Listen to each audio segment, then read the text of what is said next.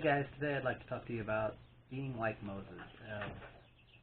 And when I say that, I don't mean being like Moses in leading your people out of bondage, although if that's something God has you do, then hey, by all means go do it.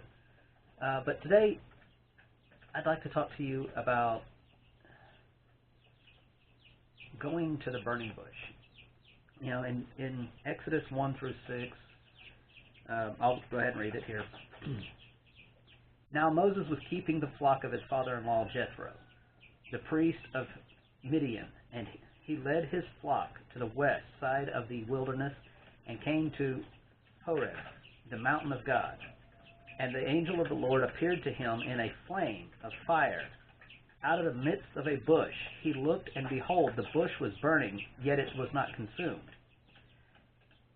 And Moses said, I will turn aside and see this great sight, why the bush is not burned. When the Lord saw that he turned aside to see, God called to him out of the bush, Moses, Moses. And he said, Here I am. Then he said, Do not come near. Take your sandals off your feet, for the place on which you are standing is holy ground. And he said, I am the God of your father, the God of Abraham, the God of Isaac, and the God of Jacob. And Moses hid his face, for he was afraid to look at God. The part that I want to talk about today on being like Moses is Moses went out of his way to see what was going on with the bush, why it was not being consumed by fire. For all intents and purposes, it should have been burning up, but it was not. So Moses sees this from a distance. You know, this is odd. And how many times in today's world do we see stuff where we're like, oh, that's weird. Okay, and then we just move on. Moses seen something that, especially then, was weird or out of place, and he went, oh, let me go see why that's happening. We see stuff like that, and we just, especially in the day and age that we have now with phones and tablets and computers, we just, oh, and then back to our phone and moving on. Back to whatever we were doing. We don't go investigate. We don't go see why that unusual or weird, strange thing is happening. We just go, and move on.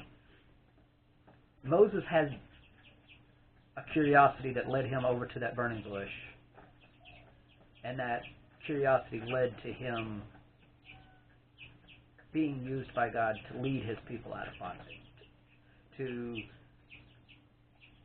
become one of the most prevalent and best known people from the Bible, and best known people, especially from the Old Testament. I mean, so it was that curiosity that led this common man, he was just herding his father-in-law's sheep. At that point in time, really nobody special. It led him to be able, or God to be able to use Moses to do the things that he did later on. So today, for today's lesson, I just want to say, be more like Moses. Be curious. If you see that thing that that's odd or that's out of place or that's strange, don't just ignore it. Go investigate a little. Go see if maybe it's a situation going on, or there's something going on that puts you in a place where God can use you for the expansion of His kingdom, for witnessing to somebody, for helping somebody out of a bad situation, or just being there for somebody to talk to, maybe being there to not necessarily tell people about the love of God, or tell people even your story of salvation, of how God saves you, but to just go show them the love of God. Just go show them that they're not alone, that that you're there. A lot of times I think we as Christians forget that we're not necessarily supposed to just talk and tell people about God and Jesus, about the salvation through the blood of Christ, but we forget that we're supposed to go show that. We're supposed to show that love. We're supposed to show the joy and the happiness that our Creator and that Christ gives us, even if we're not ourselves in the best living situation. We may be struggling financially or emotionally or whatever, but we still have that joy and that love of Christ, and the joy of knowing that this isn't our final destination. This isn't where we're going to spend eternity. And we a lot of times want to talk and tell people about it, which is good, don't get me wrong. But we forget that we need to show it to them more than we need to just tell them about it. Because words are just that, they're words. And they're empty and have little to no meaning if we're not actually living it and not actually showing what that salvation does for you, even on this side of eternity, so to speak. So keep that in mind as you go through your day or week or month, year, whatever. Keep that in mind every day, and just remember to make a conscious effort to be more like Moses. And when you see something that's unusual, so to speak, that you go investigate, because that unusual thing that you're seeing could be God standing there going, "Are you going to turn away from your day to day? Are you going like Moses?" Like I said, Moses said, "I will turn aside and see this great sight, why the bush is not burning." That's verse 3. So Moses seen the strange sight and went, "That's odd. Let me go look." Instead of like we do a lot today, where it's, "Well, that's odd. Okay," and then we go about our day. He could have just done the same thing. "Oh, that's odd. Oh well, I need to stay with my father-in-law's sheep. I'm responsible for watching this herd, so I need to stay with them and make sure that nothing happens to them." And he could have gone just back to the work he was already doing. But he chose to go see what was going on. It's not a problem, obviously. This is odd. This is a strange sight. I need to go see what's going on over here. Whereas a lot of us, myself included, we see stuff in our day-to-day or in our lives, and we go, "Oh, that's odd.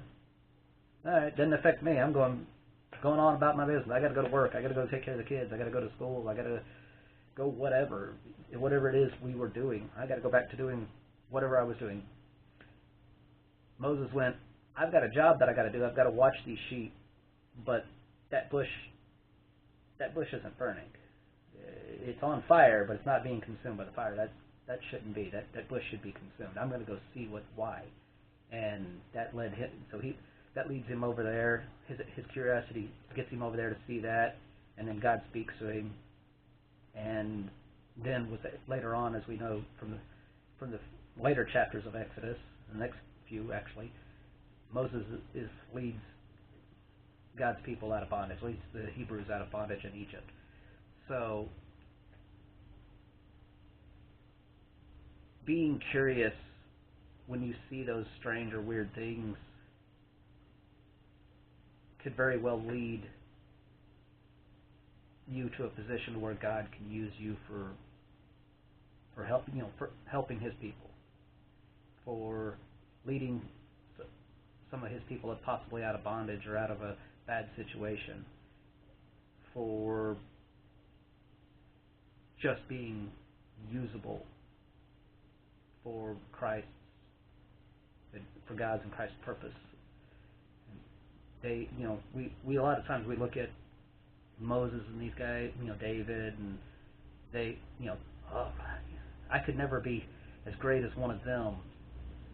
They were all just normal people doing what they were supposed to do. Matter of fact, in the case of David, since I brought him up, his own father didn't even want to mention him when it came to his children that were possibly could be anointed to be the next king. And then he was asked, "Hey, don't you have another kid?"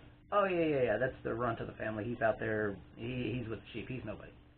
Bring him here." And then of course David gets anointed. But David was just he was a shepherd boy. He was just doing his job. He honestly, from the standpoint of fate, looking at his life up to that point, he was a nobody. Moses, while he was saved from being killed as a child or as a baby, other than that, he was really nothing special. He was, like the chapter starts, he was just shepherding his father-in-law's sheep, not even his own sheep, his father-in-law. And he was able to be led through seeing the burning bush to being the great man that led the Hebrews out of Egypt and out of bondage. So, like I said, be more like him. Go be curious. Go, when God potentially puts a situation in your path that, or not in the case of Moses, not even in your path. His path is here with the sheep, and then he sees this going on over here, the burning bush, and he's like, let me go investigate. So, sometimes we need, especially in today's world where we're stuck to our phone, to our face, we need to look up from that phone, look around and see, maybe God's putting something in your world or in your area it's not necessarily in your path, but if you never look up from that phone, you never look up from what you're doing, you're never going to see it. So be more like Moses. Be observant, be curious, and go be usable by Christ. Go be useful by God. Thank you, guys. I'll see you next time. Y'all have a great day.